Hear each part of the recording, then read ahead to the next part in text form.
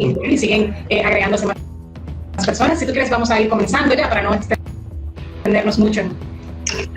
No, claro, que sí, vamos a empezar. Muy bien. Entonces,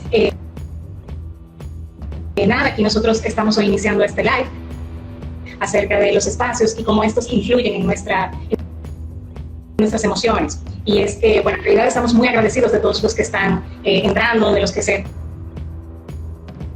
van a ir agregando. Estamos sumamente agradecidos por el apoyo que nos están dando con este live. Y bueno, pues vamos a comenzar, ¿verdad? Y es que este tema de la neuroarquitectura no es un tema nuevo, ¿verdad, Francisco?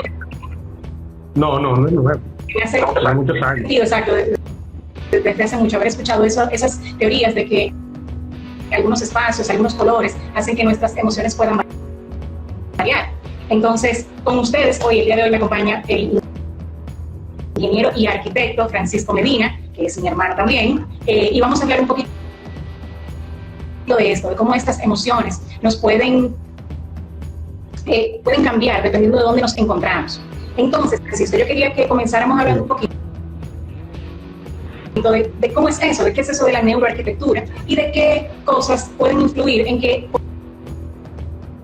positivamente, ¿verdad?, o negativamente en nuestras emociones. ¿Cómo es, por ejemplo, que si estoy en una habitación puedo sentirme incómoda, puedo sentirme ansiosa, o puedo sentirme de una manera desagradable, o en otro espacio puedo sentirme cómoda, tranquila, relajada, sin estrés? ¿Cómo es que funciona todo esto? Sí, mira, hay un asunto que nosotros tenemos que primero entender, de que no, o sea, se habla mucho, por ejemplo, de la psicología del espacio, que la psicología del color, una serie de cosas de eso. Sí, eso se trabaja en arquitectura, pero hay otros puntos que son quizás mucho más importantes de entender y de un modo u otro son más neurálgicos también a la hora de hablar, inclusive del tema que nos trae hoy, que es arquitectura y psiquiatría. O sea, cómo el espacio influye en nuestros estados de ánimo, cómo nos provocan ansiedad y también cómo nosotros podemos revertir esos efectos negativos, qué se hace para contrarrestarlo, para que eso no ocurra.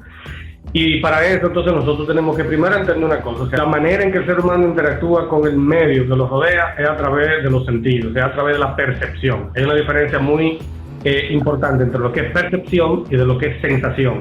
La percepción es la información que nosotros recibimos del medio en el que nos encontramos a través de los sentidos.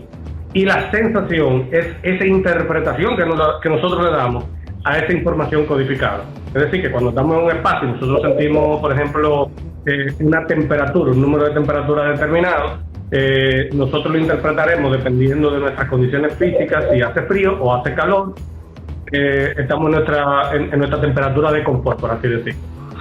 Obviamente nos basamos en los 5 sentidos principales, el sentido del gusto, del olfato, el tacto, la visión y el oído.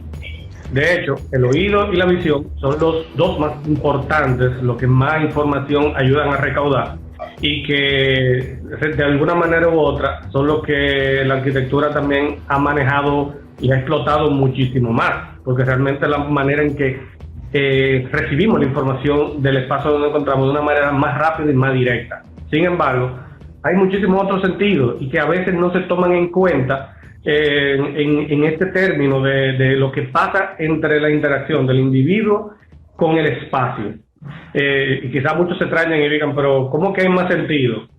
Bueno, sí, o sea, nosotros tenemos 5 sentidos principales, que fueron los que ya mencioné, pero tenemos otros sentidos secundarios que también nos ofrecen información del medio y que dependen de esos sentidos, como por ejemplo el sentido del equilibrio, que depende del oído interno, y que cuando ese sentido se atrofia, el oído se atrofia, bueno, entonces perdemos el sentido del equilibrio que podemos tener, no nos damos cuenta si estamos parados, estamos sentados, estamos acostados, por ejemplo. Muchas personas que padecen de condiciones físicas y condiciones médicas de eso, el síndrome de Meniere, por ejemplo, y tú dirás, bueno, pero eso ya es un asunto más de quizá un accidente o una condición genética. No del todo, porque un mal trabajo arquitectónico, por ejemplo, y inclusive hasta un mal trabajo de construcción, te puede generar líneas en tu edificación, en tu vivienda, en el edificio como tal, que te dé la sensación como que la cosa no está derecha, inclusive llega a molestar.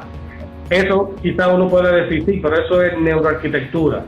Claro, es neuroarquitectura, pero de una manera u otra llega un punto en que eso se puede inclusive hasta volver una obsesión. Y ahí entonces entramos a los TOC, como le llaman los psiquiatras, a esa condición médica. Y lo que muchas veces la gente no entiende es que eso no se da de una manera automática. O sea, yo entro en un espacio que tiene una línea inclinada y que ya eso me va a perturbar y me va a causar un trauma para toda la vida. No, eso se va dando paulatinamente. Y a raíz de ahí, de entender cómo los sentidos ayudan a interpretar esa información que nosotros recibimos del entorno, es que se estudia precisamente para que ciertas cosas no se hagan y otras cosas sí se hagan porque o favorecen o desfavorecen de alguna manera u otra. Por ejemplo, se juega mucho, en la arquitectura se juega mucho, inclusive hasta con esa manera de cómo nosotros percibimos y manifestamos las sensaciones. Cuando entramos a espacios que tienen una configuración, unas texturas, unos colores, de alguna manera u otra, o bien armonizados o mal armonizados, y que causan sensaciones distintas. Esto ya dependerá de un tema de gusto y un tema de que si me parece o no me parece, cada quien sabrá. Pero lo que sí es real de que esos sentidos, cuando los alteramos, inclusive cuando no lo tomamos en cuenta a la hora de diseñar, y no solamente el diseño arquitectónico, sino también el diseño de interiorismo que se hace dentro de los espacios, puede afectar de una manera muy contundente y psicológicamente la salud mental de la persona. De hecho, las personas cuando no entienden de qué manera trabaja el espacio, de qué manera el espacio le genera de alguna manera u otra una sensación, no se dan cuenta de algunos fenómenos que se pueden dar, como por ejemplo, estuvimos hablando en estos días tú y yo de que qué se puede hacer para que los colores en mi casa o el ambiente de mi casa me ayude a rebajar. Bueno, se tiene que dar una serie de condiciones, hay que ver quizá cuáles son los factores, porque yo te cambie el color de la casa, del comedor o de la cocina, no vas a rebajar inmediatamente, no es tanto eso. Ahora, sí se puede ayudar a reducir lo que te sobreestimula. Y hay colores, hay ambientes, hay olores, hay inclusive hasta elementos de tacto que favorecen demasiado a que uno crea ansiedad, y esa ansiedad entonces uno se la coja con comer. Cuando los ambientes no son del todo tranquilos o armoniosos, y yo pienso provocan esa sensación.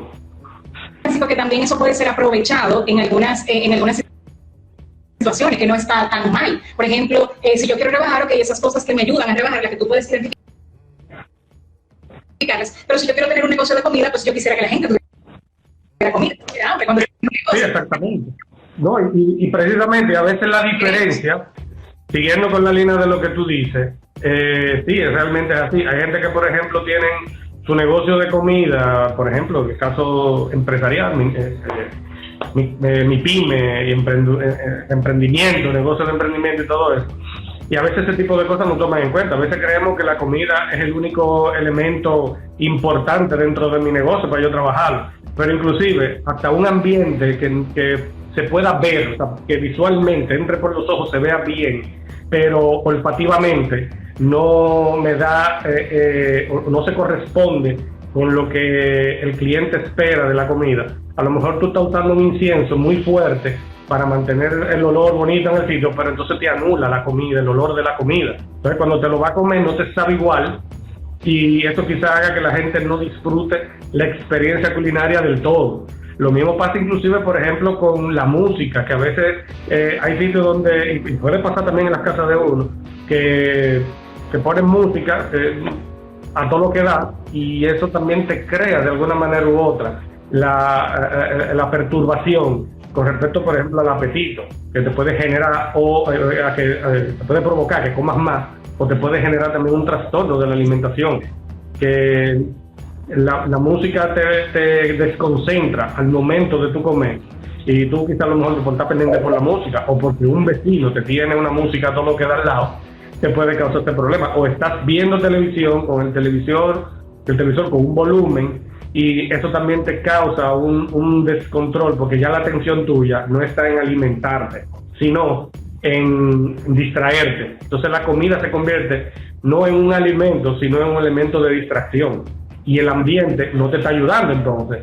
Exacto. Resultado de esto, te desconcentra, te trastornas en la alimentación, comes y al rato te sientes que te comiste un plato de comida grandísimo, pero te sientes de que tienes hambre de nuevo, porque no comiste pensando en alimentarte, en saciarte, sino te distrajiste porque el ambiente te provocó a distraerte. Entonces de ahí que viene, por ejemplo, algunas cosas, algunas recomendaciones que hacen los arquitectos y los diseñadores de interiores cuando trabajan en arquitectura, de que te recomiendan, por ejemplo, no coloque un televisor en el comedor o directamente en el área del comedor, para que el espacio de la comida tenga su momento y tenga su satisfacción. Y cuando ya tú comes, ya tú te sientes lleno, ya tú puedes pasar a otra actividad.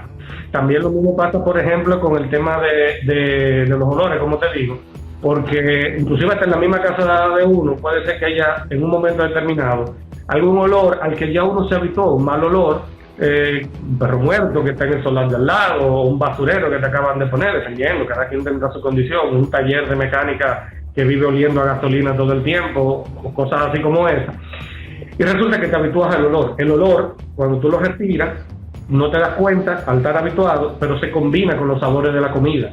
Entonces la comida de tu casa no te sabe bien, pero tú te vas al trabajo, por ejemplo, y tú dices, óyeme, la comida de mi trabajo sabe mejor que la de mi casa, entonces ya no quieres comer en tu casa. Y eso provoca entonces que tú tengas que, bueno, vámonos todos los días a comer fuera, y no disfrutas. Y por ejemplo, en momentos como lo que hemos estado pasando de esta cuarentena, mucha gente quizás se dio cuenta de ese fenómeno, y quizás muchos digan en el chat ahora, sí, mira, pero me ha pasado eso, que en mi casa yo no me siento que como bien, sin embargo me como la misma comida de mi casa, calentada en el trabajo, y me sabe buena. ¿Por qué será? Sí. Precisamente esto. Hay una diferencia entre las condiciones que se dan dentro del ambiente en otros momentos, en otros sitios, que no te permiten disfrutar de una manera adecuada de eso que tú estás viviendo en el momento. También hay muchos estudios, Francisco, que hablan de este tipo de lo que hacen los espacios en nuestras emociones y cómo cambian también en la parte cognitiva, que es lo que tú estás hablando, en la parte de la concentración. Eso es muy, muy importante. En algunos momentos quizás podamos tener una persona que tenga alteraciones de la memoria, que pensamos que tiene algún elemento, ¿verdad?, de Alzheimer o algo así, alguna enfermedad degenerativa, pero sí, claro, queremos evaluar cómo esta persona está viviendo. Porque recuerda que ahora ya ha pasado a una era donde antes se veía el enfermo dentro de su casa, se visitaba en su casa, ya no, ahora hace muchos años de eso, sí. a ver a uno, y probablemente esos detalles que pueden ser muy importantes en lo que el paciente está teniendo, no lo estamos poniendo en cuenta, o sea, no lo estamos tomando en cuenta. Sí, precisamente. Y de hecho, muchas de las causas de las enfermedades, no solamente de las enfermedades mentales, si queremos verlo desde el espectro más amplio, sino también de muchísimas enfermedades, como por ejemplo las enfermedades alérgicas, las gripes, las contagiosas, las virales, por así decirlo, de alguna manera, las virales tradicionales, no virales de transmisión sexual. No vamos a entrar en ese detalle ahora, pero sí, por ejemplo, dentro de todo el otro aspecto de las enfermedades, hay muchas que tienen que ver con eso, con el control del ambiente, porque hablé, por ejemplo, al principio de los otros sentidos, o sea, no solamente de los 5 sentidos principales, sino también que tenemos otros 17 sentidos que están asociados de alguna manera u otra y que tenemos en nuestro cuerpo, que tenemos también que tomar en cuenta a la hora de diseñar, a la hora de tomar decisiones de la configuración espacial y a la hora también de ver cuáles son las condiciones favorables para el cliente versus paciente, ¿verdad? El cliente y paciente, viéndolo desde las dos partes. Porque, por ejemplo, te pongo un ejemplo fundamental. A veces por ciertos problemas de configuración espacial, mucha gente no se da cuenta que el ambiente dentro de su casa también produce mucha humedad. Y no encuentran quizás porque no le pusieron buena ventilación. El arquitecto no creo que es un arquitecto, porque una de las cosas que ven fundamentalmente los arquitectos es la climática de la vivienda y del diseño arquitectónico en general. pero por ejemplo gente que le compran una casa a alguien, un maestro constructor que la hizo, que no se hizo un trabajo de diseño formal, asesorado y diseñado por un arquitecto y construido bajo el criterio de la supervisión de ese arquitecto. Entonces, por ejemplo, tienen problemas de humedad retenida dentro de la vivienda que se dan por condición de microclimas que se producen en esos espacios por donde la brisa no pasa. Se concentra, se condensa el agua en forma de vapor, se condensa en esos puntos y después se precipita, y casi siempre en las esquinas de las habitaciones es donde eso suele suceder, donde tenemos por lo general la cama, o la cama de nosotros, la cama de los niños puesta en ese rincón ahí acoplada, y después en la noche, que obviamente que cuando las temperaturas bajan, se condensa esos vapores y se precipita en micropartículas de agua y uno constantemente se mantiene respirándola. Al otro día, una pituita que no se quita, o un malestar respiratorio, y después cuando va a la clínica te dicen hay que hacerte el examen del coronavirus a ver si tiene. Y resulta que no, le hacen 7 pruebas, le meten el hisopado allá adentro, resulta que no es eso, es que tiene un problema que también se da por temporada, porque por ejemplo ahora en verano, este tipo de fenómeno se incrementa más porque durante el día tenemos más calor, el calor se irradia a través del concreto, pero entonces en la noche baja la temperatura al punto suficiente que, aunque no lo sentimos, pero provoca el precipitado de esas nubes de gases. Iba a decir que eso también es parte de la importancia de buscar, de ayudarnos con un arquitecto cuando estamos haciendo un espacio que sea cómodo, que sea, ya sea dentro de la casa, ya sea dentro de una oficina o en algún lugar público, donde las personas se puedan sentir agradables y que sientan que están bien. No necesariamente, como pasa en muchos sitios, bueno, yo me quiero ahorrar lo del arquitecto y yo, o lo del diseñador de interiores, y yo voy a hacer las cosas a mi gusto. ¿Okay? No, exactamente. Podemos ver. Mira una cosa que tú acabas de decir, algo muy importante. O sea, ¿con quién entonces yo me tengo que asesorar? Obviamente con un arquitecto. Y quizá mucha gente diga, mira, no, porque yo no soy arquitecto y yo puedo hacer muchísimas cosas. Un paréntesis aquí en esto, y voy a poner algo bien claro, precisamente para que lo entendamos. A diferencia de muchísimas profesiones, yo creo que la arquitectura, no conozco ninguna otra, que hoy en día existan, por ejemplo, niños prodigios que se hayan destacado en arquitectura. No existe eso. O sea, en ciencias matemáticas tú tienes, por ejemplo, un niño hindú que a los 12 años ya te resolvía transformada de Laplace con los ojos cerrados, como si nada. Y en medicina sabemos también del caso de niños que a los 12, 15 años se han graduado de esas carreras. Niños que tienen habilidades, por ejemplo, de pintar y que han hecho inclusive dossier de pintura que son referencias de maestros de pintura. Pero sin embargo, con arquitectura no pasa eso, porque la arquitectura obligatoriamente requiere de un nivel de preparación y de experiencia acumulada que no es cualquiera que puede venir y decirte, pon eso ahí y tú verás que eso se va a resolver. No, no es lo mismo.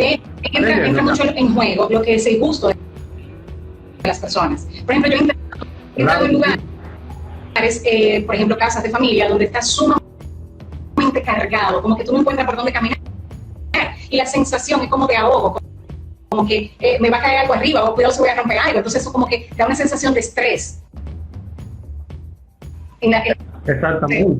Exactamente, pero ¿por qué precisamente se da eso? Porque, por ejemplo, el arquitecto hace una configuración espacial para el uso del espacio de una manera, pero no tendemos a seguirla. De hecho, esa es la gran maldición de los arquitectos. Te diseñan las cosas, pero el cliente la usa como él quiera. Y el paso del tiempo también, o sea, y en periodos cortos, el diseño arquitectónico puede quedar obsoleto. Eso todavía, hoy en día, no se ha podido corregir de una manera profunda a nivel de la cátedra de arquitectura, pero nada, no nos queda de otra, tenemos que seguir haciendo arquitectura. Sin embargo, las funciones están bien determinadas. ¿Qué sucede? Que hay personas, por ejemplo, lo que tú dices, inclusive se puede llegar a convertir en una obsesión por acumular cosas, porque de repente en un espacio pequeño, tienen una casa que es pequeña, que es modesta, pero mi abuela me regaló el comedor, un comedor de 8 sillas, cuando realmente apenas te cabe uno de 4, pero lo quieren tener ahí.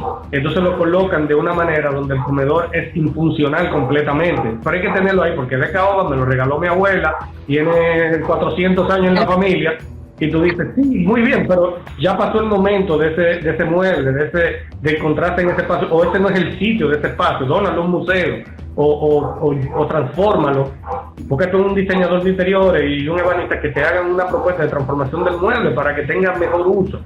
Entonces empezamos a colocar cosas en la casa que no necesitábamos porque nos lo regalaron o porque lo fui a una tienda, estaba muy bonito y lo compré. Y a veces inclusive tenemos cosas que ni siquiera combinan, ni dentro de ese estilo, ni dentro de las funciones, ni dentro del objetivo que es tenerlo en la vivienda. Compramos un televisor que para prenderlo hay que dar la vuelta por atrás porque no tenemos por dónde, pero aquí tener el televisor. ¿Cuál es el afán?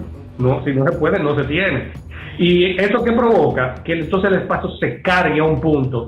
Y ahí viene entonces la segunda parte. Ya esto no es neurología, ni es neuroarquitectura. Esto es, yo lo digo así, es psiquiatría fundamental. Llega un punto en que te obsesionas con tratar de hacer agradable el espacio dentro de tu casa y no puedes lograrlo y eso te frustra. Provocando entonces dos cosas: ansiedad, porque por más que intentas no logras algo y eso te baja el sentido de intentar y de buscarle la vuelta. Y segundo, te sientes como que es algo que te trauma y que no puedes resolverlo, por tanto, indirectamente lo rechazas. Y por eso es que, por ejemplo, conozco muchísimas casas que tienen este tipo de problemas, donde tienen esos muebles donde tienen 7 asientos y solamente se pueden usar 2 o 3, y mejor prefieren que cuando la visita llega irse para otro lado de la casa. Entonces tú dices, ¿para qué tú tienes eso ahí? Ay, no, porque aquí se ve bonito eso. No, realmente asesórate con alguien. Y en este caso, por ejemplo, si hay gente que se identifica dentro de este tipo de problemas, mi recomendación es asesórese con un arquitecto, con un interiorista, cualquiera de los dos, y con un psiquiatra.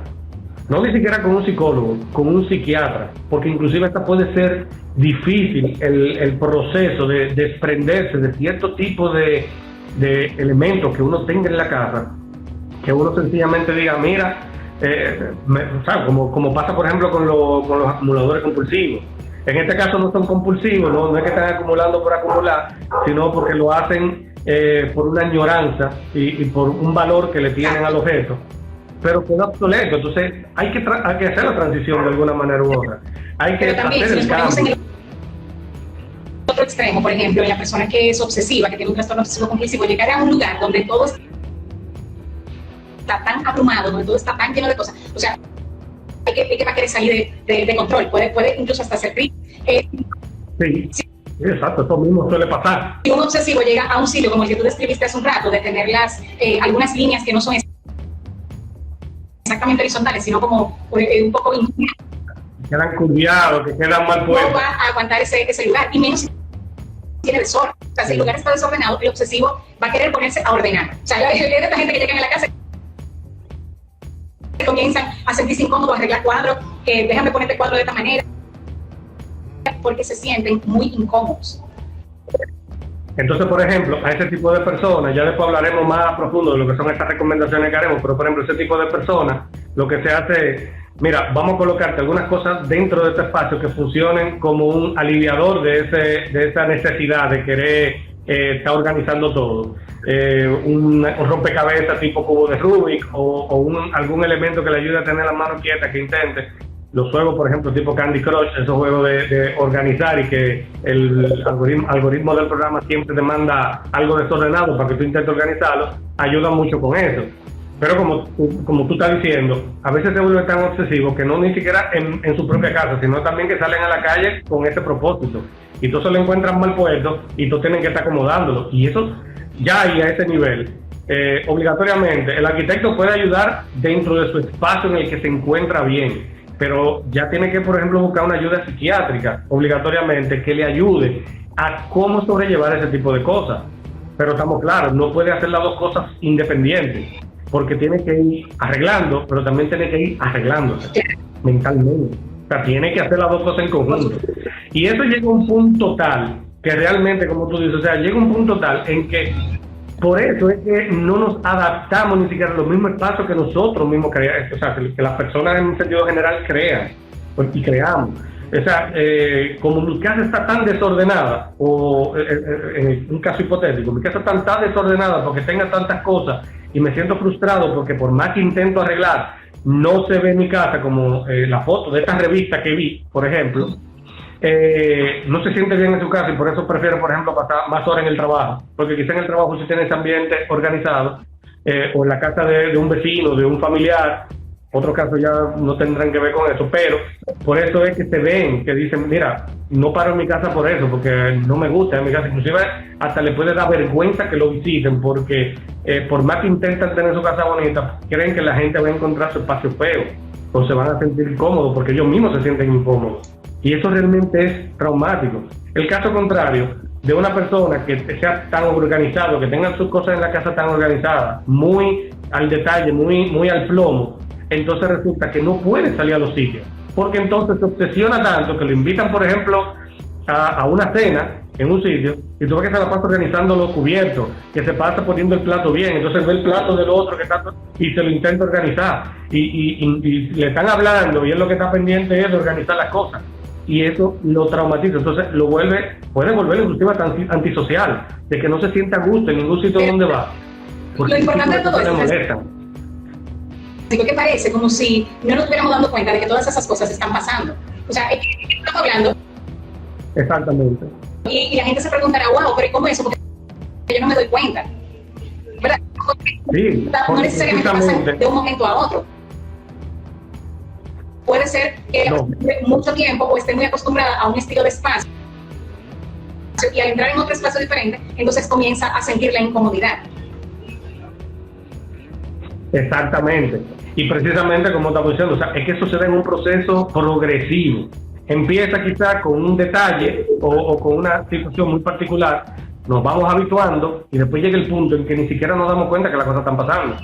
Por ejemplo, un fenómeno muy normal que se da, que se nos puede dar, que no se nos da cualquiera, en la casa de nosotros cualquiera, que no nos damos cuenta nosotros del desorden que nosotros tenemos. Entonces llega una visita y quizás te lo dice, y ahí es que tú dices, ay, pero es verdad, mira, este mueble está mal puesto, o esto se está rompiendo, o esta pared está sucia. ¿Por qué? Porque nos habituamos al día a día a verlo constantemente, que ya le perdemos la atención, pero el problema está ahí. Y el problema puede ser que esté creciendo, lo que sea, y después de un momento a otro, cuando otro nos lo dice, es que nos damos cuenta. Y ahí entonces empiezan a detonar una serie de componentes dentro de la cabeza de cada quien, porque ahí es que viene, por ejemplo, y que me da vergüenza porque que me venga a visitar, porque si fulanito lo notó, entonces cuando venga Mengano, lo va a ver y, ay, para yo estar dando explicaciones, mejor no, mejor que no venga. Y ya hemos tocado, Francisco, algunos de los trastornos psiquiátricos, ¿verdad? Que pudieran ser afectados por estos espacios. Sí. Pero no hemos tocado, por ejemplo, la depresión. ¿Qué tú me puedes decir? ¿Influye también estos espacios en que las personas se depriman o se mantengan deprimidos? Claro que sí, precisamente. Por ejemplo, ¿qué puede favorecer a que dentro de un ambiente tú sientas, por ejemplo, sobre todo los espacios personales, que más puede ocurrir eso? Difícilmente, a menos que tú hayas tenido una experiencia, por ejemplo, que compartías con los amigos del colegio en la cafetería tal, la nostalgia te pueda crear una depresión, dependiendo de la situación, pero es más normal que, por ejemplo, los espacios, por ejemplo, en la casa, cuando muere un familiar, sobre todo, que son situaciones que son muy difíciles de sobrellevar para muchas personas, que se mantienen, por ejemplo, las fotografías. Hay gente que inclusive hasta le hacen un altar a la persona que murió, y cambian totalmente el ambiente de un ambiente normal que debe de tener una casa, que debe de mantenerse en cierto sentido neutral, lo vuelven depresivo, lo vuelven con un carácter fúnebre, que hace que cada vez que tú entres a ese espacio te baja la emoción, y poco a poco te vas recreando ese sentimiento que se irá convirtiendo luego en una depresión. De hecho, lo que más se recomienda a las personas cuando este tipo de situaciones se dan, o cuando se determina que un espacio determinado te causa la depresión, porque a lo mejor guardas cosas de cuando tú eras niño y la añoranza de la niñez te crea ese pequeño sentido de depresión en un momento determinado, o estás acostumbrado, sufres de depresión y estás acostumbrado a estar siempre en el mismo ambiente. La recomendación es, vamos a cambiar todo, vamos a darle un giro a todo, pero no solamente en la vida y en la rutina diaria, vamos a darle también el cambio en la vivienda. Vamos a ver cuáles son esas cosas que no necesitas tener la guardamos o la botamos y vamos a cambiar. Si tenías un color de un determinado en la habitación, pues vamos a cambiar ese color y vamos a buscar algo que te haga, no que te va a aliviar del todo. O sea, eso no existe. O sea, cocaína arquitectónica no existe, pero sí que te ayude a aliviar. Que tú dices, oye, ya yo, por ver mi cuarto diferente, ya yo me siento motivado y cambiando una cosita que otra, eliminando aquello que me causa aquello, nosotros podemos conseguir que esa persona progrese en ese estado de depresión. Pero los espacios pueden provocar un gran nivel de depresión. De hecho, ¿tú ibas a decir algo? Dime. Una observación en ese punto, y es que cuando las personas que están sumidas en una depresión probablemente no tienen deseos de hacer las cosas, no tienen deseos de levantarse, no tienen de hacer nada, y por lo regular siempre está la queja de yo tengo que arreglar mi cuarto y nunca lo arreglo, o ella está tan mal que tengo que arreglar. Exactamente. La habitación está hecho un desorden. Cuando vemos este desorden en una persona que probablemente nunca fue desordenada o está más desordenado de la cuenta, entonces sabemos que dentro de su cabeza también está el desorden. Igual con los pacientes. Exactamente. Con los pacientes esquizofrénicos, por ejemplo, que en ocasiones suelen desorganizarse un poquito ellos mismos y comienzan a rayar las paredes o comienzan a acumular cosas dentro de la habitación, a tener y dejar en la habitación platos y cosas que no tienen ningún uso, y eso habla de la desorganización que está en su cabeza. Precisamente por lo que estoy diciendo, es que por lo general el espacio de personal que uno tenga dentro de la vivienda, de alguna manera u otra, es el que provoca esa situación. Y de hecho, también tiene, no solamente que provoque el hecho de que tú entras, por ejemplo, cada vez que llegas a tu habitación, te pueda provocar una depresión, sino también que te puede pasar algo que es totalmente lo contrario, pero que también puede ser igual de traumático, que es el que ese espacio que tú tienes sea el único en donde tú te sientas bien. Entonces viene el claustro, donde la habitación y todo lo que tú haces dentro de la habitación, toda aquella actividad que tú haces dentro de tu habitación, solamente tú la haces bien, que está dentro de la habitación. Yo, por ejemplo, te estaba contando hace un tiempo de eso, de que, por ejemplo, en los años 90, cuando estábamos con la fiebre de la música y toda la cosa, precisamente me tocó eso en esa época, la guitarra y todo eso. Yo recuerdo de tener muchos amigos y muchas historias que se contaban sobre el famoso síndrome del closet, que no tiene que ver nada con el orgullo gay de este mes, sino de que el síndrome del closet era ese tipo de músicos que tenían un talento increíble para cantar, para tocar un instrumento, para componer, para hacer una serie de cosas, pero que solamente lo podían hacer en su casa, en su habitación, trancado. Inclusive grabaciones de estudio que se hacían, que la hacían dentro de un closet. Hay anécdotas por ahí de varias agrupaciones que tienen ese fenómeno marcado, que solamente dentro de ese espacio es que pueden trabajar, es que pueden hacer vida de alguna manera pseudo social, porque no pueden hacerlo social totalmente. Y por eso que, por ejemplo, en el caso de pubertos, por ejemplo, viven encerrados en su habitación, no salen de ahí, y precisamente eso se da por ese fenómeno. Entonces ahí tenemos el otro extremo, donde no tenemos depresión, sino tenemos un nivel de satisfacción tan grande que no podemos, o sea, que no nos sentimos bien fuera de ahí. Y eso también es perjudicial, porque entonces rompemos nuestras relaciones sociales. Una de las importancias fundamentales que se tienen que considerar a la hora del diseño para los seres humanos, que es la necesidad de socializar. Exactamente. Pero también hablando un poquito de lo que los ambientes pueden provocar en cuanto a la depresión, es que yo tengo entendido, y eso tú me lo corregirás, que tú eres el que sabes de esto, que en un ambiente donde está una luz muy tenue, favorece más a los síntomas depresivos. En cuanto hay un poquito más de energía, hay un poquito más de luz, cuando hay un poco más de otros elementos que armonizan más, entonces las personas pueden sentirse con un poco más de energía, con un poco más de deseos de hacer las cosas. Sí, exactamente.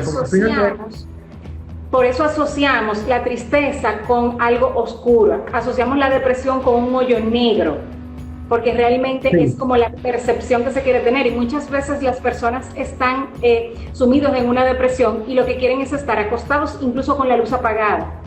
No tienen ese deseo de prenderla. Eso obviamente, la oscuridad, o sea, el mantener los ambientes donde la luz, no de noche, porque de noche obviamente nos iluminamos con luz artificial y todo eso, y ya el que quiere ahorrar luz, pues que apague su luz, no hay ningún problema con eso. Ahora, los ambientes no pueden ser de todo. Una cosa es que dentro de la habitación tú quieras tener tu cantidad de luz controlada o nula, por así decirlo. No es muy recomendable, pero digamos, si es para tú pasar un momento de dolor o un momento, por ejemplo, qué sé yo, que esté enfermo, la migraña, te molesta la luz, bueno, se recomienda que coloquen cortinas y todo eso. O sea, eso se maneja. Ahora, lo que no es recomendable por esto mismo que tú dices, es que en ambientes donde hay mucha oscuridad, el problema es, o donde no hay un control de iluminación, inclusive donde tengo luces defectuosas, no solamente luces que no iluminen bien, sino también.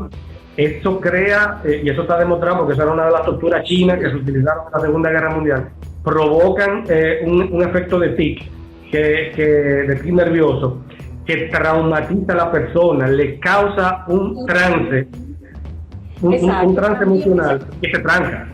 Y eso también tiene que ver con los trastornos del sueño, que estábamos comentando, ¿te acuerdas esta tarde? También tiene que ver con los trastornos del sueño, porque cuando la persona está en un lugar donde no le da suficiente la luz del sol, pierde la noción del tiempo y no sabe si es de día o es de noche. Entonces el sueño se altera también.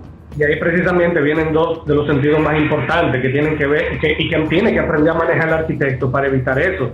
Y que, digámoslo así, también tenemos que tomar eso muy en cuenta, sobre todo en ambientes donde tenemos niños pequeños.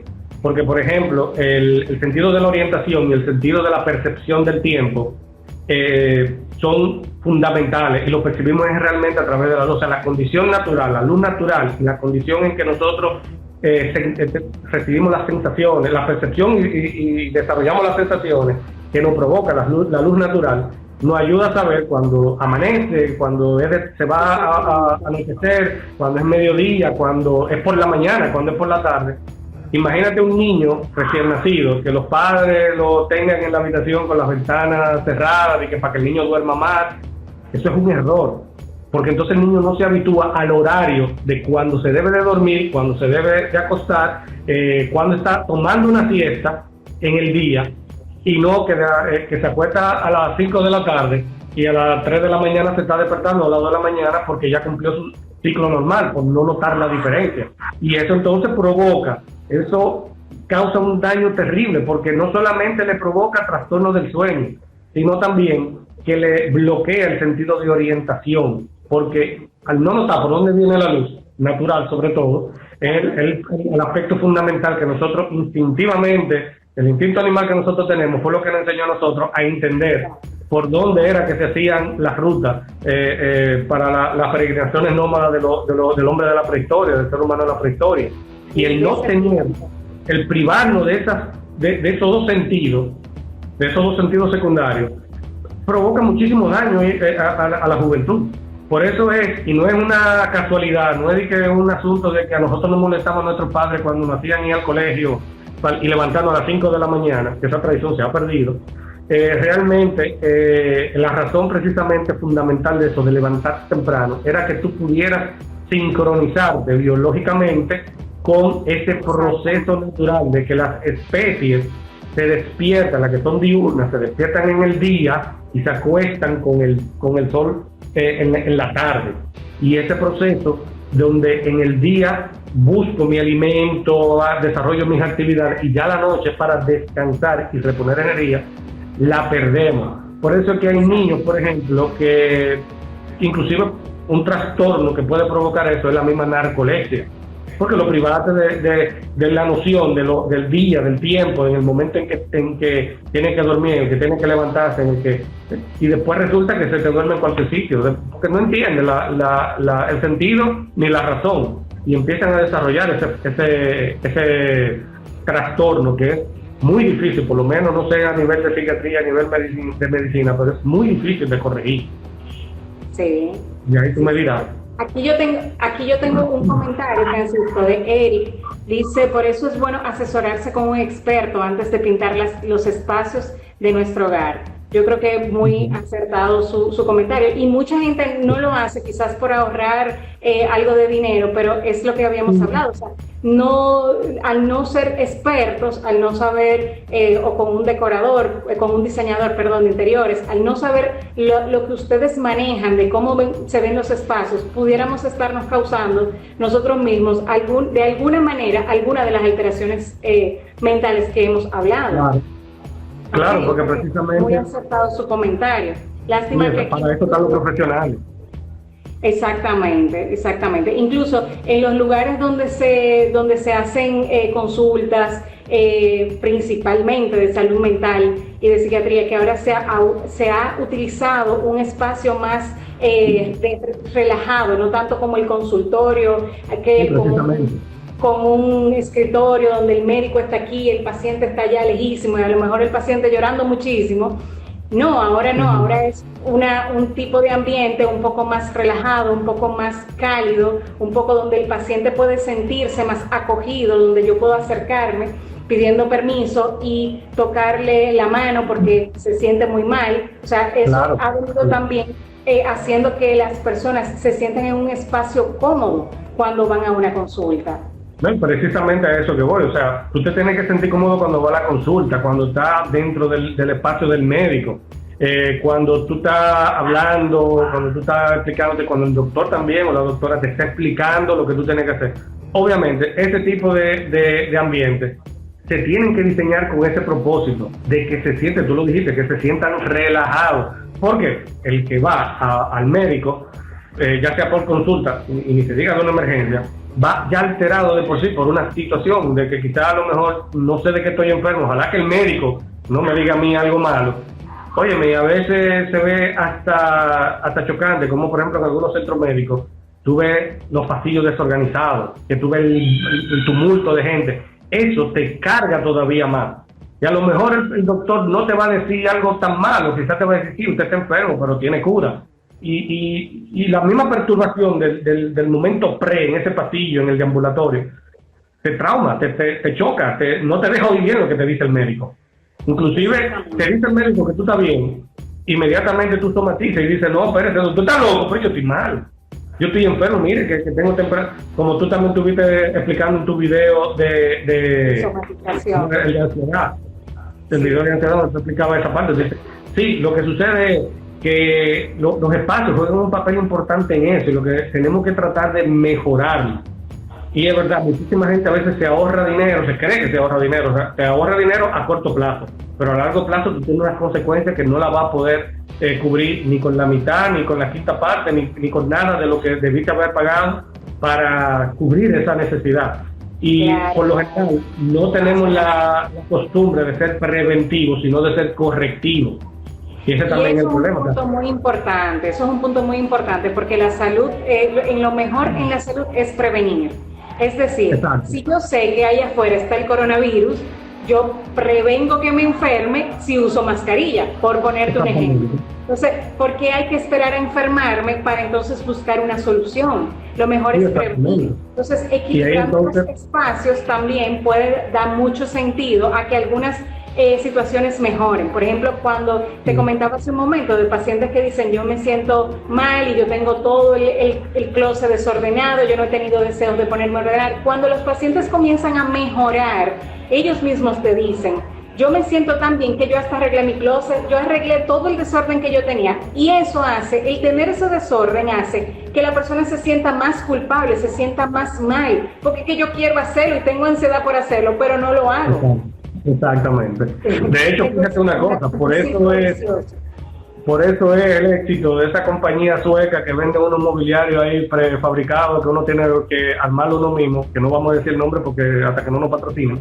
Claro. Pero esa compañía se ha hecho precisamente, digámoslo así, famosa porque venden soluciones interesantes. Claro, no es que porque la vendan tú puedes ir a comprarlo sin ningún criterio e ir a ponerla, porque cuando ven a ver no te funciona. Hay que identificar una serie de parámetros y una serie de condiciones que a ti te dan para saber qué es lo que a ti te provoca ese daño. De hecho, y aunque no es tanto de psiquiatría, pero sí, por ejemplo, entra cuál es el problema de cuando no nos asesoramos con profesionales y que no vemos la necesidad de una vez, pero sí lo vemos a largo plazo. Por ahí vi, por ejemplo, mi amigo Eric Padilla, él escribió algo que me lo encontré muy interesante, que precisamente trata de eso, de que en el caso particular de, por ejemplo, una escalera mal hecha, tú no te das cuenta, pero con el tiempo, tú subiendo y bajando esa escalera, porque si tú vives en una quinta, una segunda, inclusive en una segunda, o en el trabajo, tú tienes que subir escalera constantemente, o en la universidad, o en el colegio, donde tú estés, resulta que la constancia de pisar mal un escalón, porque está mal diseñada la escalera, porque un escalón le quedó más corto, más bonito, resulta que te provoca un daño permanente en una pierna o en la pierna en la que tú por lo general acostumbrabas a apoyar ese escalón. Como los escalones tienen un número de escalones contados, las escaleras, perdón, tienen un número de escalones contados, pues lo normal es que cuando uno la sube o la baja con el mismo pie. Es muy difícil que uno la baje con el pie diferente y por lo general uno hace ese ejercicio. Pero consecuencia de eso, a los unos cuantos años después, tiene una dolencia en la pierna que no se te quita. Cuando va al médico, al fin, te dice entonces, cómprate un bastón que usted se va a quedar con eso la vida entera, porque no se corrige. Pero probablemente nunca lo hemos relacionado con los espacios. No, porque no tendemos a consultar esa parte de la especialidad que tienen esos profesionales, los profesionales de la arquitectura, que precisamente trabajamos eso. O sea, cuando un espacio es confortable, no es confortable porque lo decoraron bonito nada más. Es confortable por una gran cantidad de condiciones climáticas, espaciales, de configuración visual, de configuración inclusive hasta acústica que se dan, para que el espacio transmita de esa sensación. Lo que percibo lo convierte en esa sensación. Pero un error tradicional que comete la gran mayoría de personas es que, por ejemplo, lo ven en una revista o lo ven en un sitio y lo quieren replicar en su casa, y no es lo mismo. No hay dos edificios exactamente iguales. Aunque tú vivas en un edificio, el vecino de arriba puede tener el mismo apartamento igual y toda la cosa, pero el simple hecho de que tú estás abajo y él arriba ya lo hace completamente diferente, y hay que hacer un nuevo proceso de consideraciones, y la gente cree que repitiendo lo que ven van a aprender. Las cotorras no aprenden a hablar sencillamente porque repiten lo que oyen. O sea, tenemos que entender eso también, y por eso es que también es importante uno asesorarse con el profesional correspondiente que entienda de eso, que quizá a lo mejor en estos momentos con coronavirus y cosas, tú dices, pero mire, ¿cómo yo hago para que un profesional venga a mi casa, un arquitecto venga y ve, que me den sus recomendaciones? Bueno, mira, hay muchísimas formas, ya de eso podremos hablar después en otro video de estas ventajas que se pueden conseguir. Al igual que la telemedicina, también la arquitectura tiene su telearquitectura en ese sentido, pero hay su forma, hay su manera. Lo que nosotros tenemos es que asesorarnos de manera correcta. Después que nos asesoramos bien, nos vamos a dar cuenta que ese dinero que se invierte es para provecho, nos lo ahorramos en el futuro en muchas otras cosas. Inclusive, uno de los aspectos fundamentales en que nos ahorramos haciendo esa inversión previa es que el inmueble no pierde valor con el tiempo. Okay. O sea, hay ganancias por todos lados. Muy bien. Entonces déjame hacer un comentario que nos hacen aquí. Yo creo que después de este comentario, como perdimos la otra parte, ya no puedo seguir. Si me hacen más preguntas las puedo leer, pero sí. Excelente presentación. Deben planificar otras más a menudo. Claro, si nos piden, si nos sugieren algún tema también, estamos dispuestos. Sí. Entonces vamos a pasar ahora, Francisco, a las recomendaciones. Exactamente. Entonces voy a empezar yo porque la parte de recomendación tiene que empezar con la arquitectura y después con la parte de la atención psiquiátrica. Mi recomendación en primer lugar, primero revise lo que usted tiene en su casa. O sea, su casa es su primera morada, es su primera estancia donde usted tiene que realmente sentirse bien. Lo que yo recomiendo es que, por ejemplo, cosas que acumulen polvo y que ya usted no esté usando o que ya no sean necesarias en un momento determinado, o guárdelas o modifíquelas. Hay muchísimos procesos de remodelación y de restauración de muebles que usted puede considerar, y pase la página con eso y trate de modificar y de mejorar las condiciones dentro de su ambiente. No se concentre solamente en los colores, no se concentre solamente en los olores. O sea, hay un tema también auditivo, y a esto también, esta recomendación va sobre todo en el sentido, por ejemplo, de las personas que quizás tengan discapacidades, por ejemplo, que sean ciegos, que sean que tengan alguna discapacidad psicomotriz, o que tengan silla de ruedas. O sea, los ambientes que son muy cargados para ese tipo de personas no son favorables. Usted dirá, pero ¿cómo un ciego se puede dar cuenta que yo tengo muchas cosas?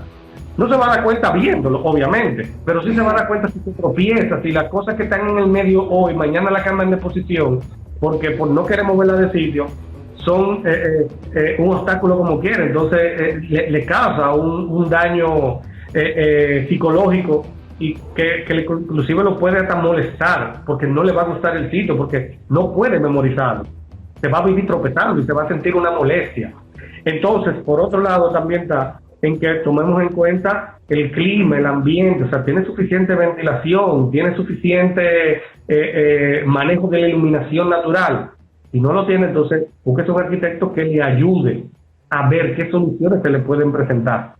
Ya como última instancia se instalarán luces adicionales, o sea, luces artificiales, pero también las luces artificiales tienen su criterio para colocarse. No se colocan porque son bonitas, ni porque me las regaló mi tía fulana. Se colocan las que se necesitan, y eso, si usted no sabe de eso, se lo va a decir un experto del área.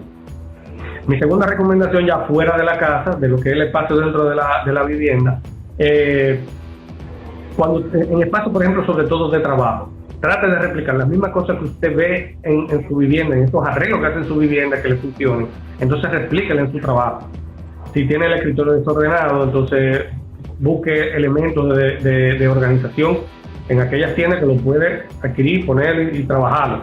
O recomiende que se hagan algunas modificaciones. Los espacios que son totalmente encerrados, que no tienen ventanas, que no tienen ventilación, no son convenientes. Si usted tiene un negocio de ese tipo, tiene una oficina de ese tipo, búsquese quien le haga una recomendación objetiva de modificar ese espacio de esa manera, a que no sea así y que sea más agradable, que sea donde usted tenga mayor control, inclusive del ambiente. Hay gente que se sientan a trabajar porque la oficina no tiene una sola ventana, y pasan horas muertas trabajando, y cuando suben la cabeza ya son las 8 de la noche y no se dan cuenta.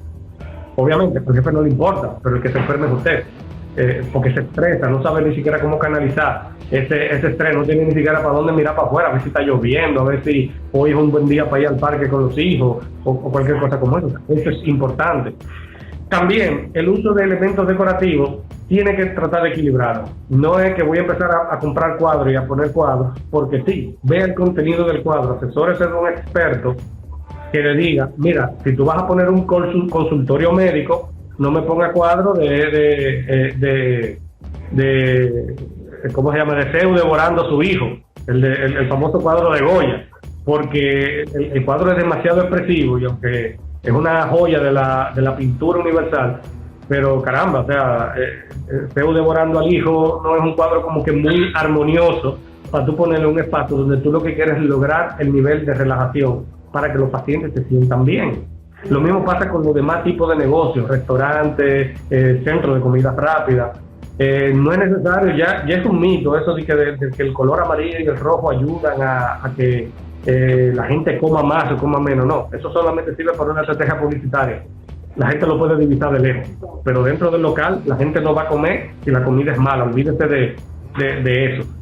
Lo que ayuda mucho a que la gente disfrute mejor el ambiente, dentro del ambiente, es que haya una condición también de relajación, música armoniosa, bien colocada. No es un equipo de sonido, dos bocinas tirando bulla para todos lados, porque el de atrás, de la mesa de atrás, no oye bien, sino sistemas de sonido. Hay ingenieros de sonido que trabajan muy bien eso, hay arquitectos que se especializan y trabajan muy bien lo que es el manejo de la acústica para controlar los ambientes musicalmente y del toque de sonido. Tiene que revisarse precisamente eso, porque también, por ejemplo, un psiquiatra le puede recomendar oír música de introspección o ambiental. Entonces también es importante de que, bueno, dentro de mi casa o dentro de mi negocio, déjame yo cambiar ciertos estilos de música que no son muy relajantes para desarrollar. Ojalá que pase eso algún día y que los colmadones cambien a esa vez, que tenemos un mejor país. Tengo unas vecinas que no sé si le están escuchando, pero tengo unas vecinas ahí que me tienen intensa la música. No sé si la escuchan los demás. Y de hecho, es un mito que para tú poder oír música alta, tú necesitas tener un equipo más grande. Al contrario, los sistemas, por ejemplo, home theater, la gente lo usa mal. porque te ponen todo el sistema home theater delante del televisor y ya, y no es así. El sistema home theater te tiene que envolver. Entonces, todo eso tiene una ciencia y tiene una condición. Hay que recomendarse, hay que dejarse recomendar, hay que consultar a los expertos de eso para poder tener resultados satisfactorios y que económicamente valga la inversión. Yo tengo también algunas recomendaciones, Francisco, y es que lo primero que yo quisiera que todos los que nos están escuchando hagan el día de hoy es que se sienten en un lugar de su casa donde sientan que pasan la mayor parte del tiempo, cuando están en la casa, por supuesto, y que evalúen cómo se sienten. Si este lugar donde es su lugar de pasar más tiempo, puede ser la habitación, puede ser en la sala, puede ser quizás en la terraza o en alguna galería, si ese lugar realmente sienten y tengan el contacto con sus emociones, de que ese lugar sea armónico para ellos, de que si este lugar les da paz, les da tranquilidad o les trae relajación. Y si eso no es así, entonces hay algunas recomendaciones, ¿verdad?, que ya tú has hecho de cómo mover algunas cosas, pero también dejarse asesorar de los arquitectos y de los diseñadores de interiores para mejorar esos espacios y no llegar del todo a lo que es la depresión. Ahora, bueno, y a otras patologías. Ahora bien, si alguno presenta ya estas patologías que hemos hablado, entonces también debemos aparte del trabajo que se hace dentro de la consulta y dentro de lo que es la medicación y los trabajos que se hacen con psicoterapia, también evaluar los cambios que pudieran dar dentro de la casa, a ver si esto también les ayuda. Vamos a comprobarlo cada quien. Sí, claro, no se pierde nada haciendo la prueba. No se pierde nada con comprobarlo. Claro. Mira, de hecho, haciendo un paréntesis en eso, por ejemplo, me dice mi amiga Gina Mariel que el color de la luz en cada ambiente influye. Ella sabe muy bien por qué lo dice, porque ella conoce muy bien sobre iluminación y luminotecnia a la perfección. Se lo recomiendo. Cualquier cosa, Gina, te estoy tirando para adelante, pero yo sé que tú eres muy buena en eso. Es verdad, la iluminación es fundamental. De hecho, el sentido de la percepción, el sentido de la visión es nulo sin luz. Exactamente. Precisamente por eso que los niveles de iluminación son importantes. Entonces, ahora, Francisco, ya debemos de ir cerrando. Y yo quiero que tú digas tus contactos. ¿Dónde la gente te va a encontrar? La gente me puede contactar por aquí mismo por Instagram. Yo prefiero que me contacten por Instagram porque también pueden ver todas las cosas que yo he ido subiendo, de lo que yo trabajo y también de las actividades de las que yo suelo desarrollar. A mi Instagram, @francisco.medina.52687. Contáctenme sin ningún problema. Ya por ahí podemos conversar y tener cualquier tipo de interacción, que es muchísimo más conveniente porque también podemos recopilar las ideas que luego podrían venir para una segunda parte de este conversatorio que hemos tenido. Y que estén pendientes, el mes que viene posiblemente yo salga ya con un canal de YouTube, que lo estaré promocionando también por aquí por mis redes sociales, y haré una reapertura de eso donde trataremos muchísimos temas interesantes y sobre todo controversiales, que no son los tradicionales que por lo general se suelen hablar en la arquitectura y en muchos otros aspectos de la vida humana. También este live lo vamos a estar subiendo. Vamos a ver, Francisco, cómo tú logras unir aquel que es la primera parte que se interrumpió. Sí, eso se hace. Bueno, tú lo harás porque tú eres el que hace magia en esa parte. Y sí, lo vamos a tratar de subir para el miércoles en mi canal de YouTube, que es Doctora Patricia Medina. Ahí me pueden buscar y también pueden encontrar otros videos interesantes que tratan, por supuesto, de lo que es mi especialidad de psiquiatría. Entonces, nada, Francisco, yo pienso que podemos ir cerrando. Yo pienso que las personas nos han dado mucho apoyo a pesar del inconveniente que tuve con el internet y que nos tuvimos que cambiar, y muchas personas veo que regresaron también a seguir escuchando. Bueno. Que ha sido muy interesante, y la verdad queremos darle las gracias a todos los que nos han acompañado y han tomado un poquito de su tiempo para escuchar lo que estamos hablando. Mucha gente estuvo diciendo que está muy interesante, mucha gente dándonos las gracias por hablar un poquito de este tema, y yo creo que todavía pueden haber muchos más temas de los que podemos conversar en lo próximo. Entonces también nos pueden sugerir qué temas quieren o les gustaría que estuviéramos tratando. Cualquier cosa que les guste, que nosotros conversemos, que hablemos, que hagamos otro live luego más adelante, vamos a hacerlo. No se preocupen que estamos para eso. Lo importante es mandar el mensaje. Claro Así que para mí también ha sido un placer y yo le agradezco a todos los amigos, todas las amistades que han estado atentos a este chat. Hay muchísimos, no lo puedo mencionar realmente todito, pero me siento emocionado inclusive de ver gente que tenía muchos años que no veía, que se han conectado de nuevo con nosotros a través de las redes sociales, y que me alegro saber de que están bien y que podemos continuar en esto en lo adelante. No se preocupen que vienen muchísimos temas, muchísimas cosas que aprender, y con lo que, así mismo como el tema de hoy, se van a sentir súper bien. Sí, gracias a todos, y ya debemos de ir cerrando, ¿verdad? Porque ya tenemos como 1 hora, así es que nada, nos vemos en una próxima encuentro, en un próximo encuentro. Muchísimas gracias entonces a ti también. Bye, cuídense.